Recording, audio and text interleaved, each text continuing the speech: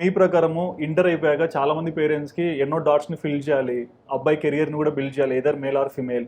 So parenting ఆలోచనకి ఈ university ఎంతవరకు ఫిట్ అవుతుంది? ఫస్ట్ ఆఫ్ ఆల్ నేను సింప్లిఫైడ్ చెప్తానండి. This is in India.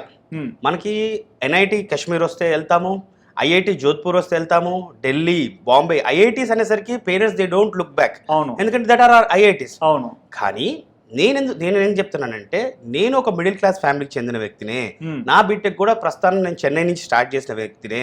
So నాకు అర్థమైంది ఏంటంటే, ఓన్లీ చదువే కాదండి. ఈ ఏజ్‌లో పిల్లలు there is a segment called 18-22లో ఎవరైతే గ్రాడ్యుయేషన్ కంప్లీట్ చేస్తున్నారో, ఇప్పుడు 17 బిలో ఉన్నంత వరకు పేరెంటల్ గైడెన్స్‌లో ఉంటారు. హ్మ్. 18-22 గ్యాప్‌కి వచ్చినప్పుడు స్టూడెంట్స్ ఏమవుతుంది అంటే ఫ్రీడమ్ వస్తుంది.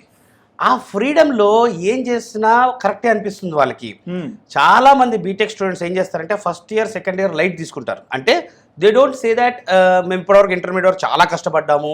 మేము సెకండ్ ఇయర్ తర్వాత థర్డ్ ఇయర్ నుంచి చదువుతాం. ఫోర్త్ ఇయర్ తర్వాత చదువుదాము. బ్యాక్లాగ్స్ పెట్టుకుంటుంటారు. హ్మ్. హ్మ్. థర్డ్ ఇయర్‌కి వచ్చినాక వాళ్ళకి అర్థమవుతుంది, బాబోయ్ what greatest mistake we have done. అవును. సీజీపీఎల్ డ్రాప్ అయిపోతుంటాయి. హ్మ్. సో ఇవన్నీ కాకుండా బయటికి వెళ్ళడంలో ఇంకో అడ్వాంటేజ్ చెప్తాను చూడండి.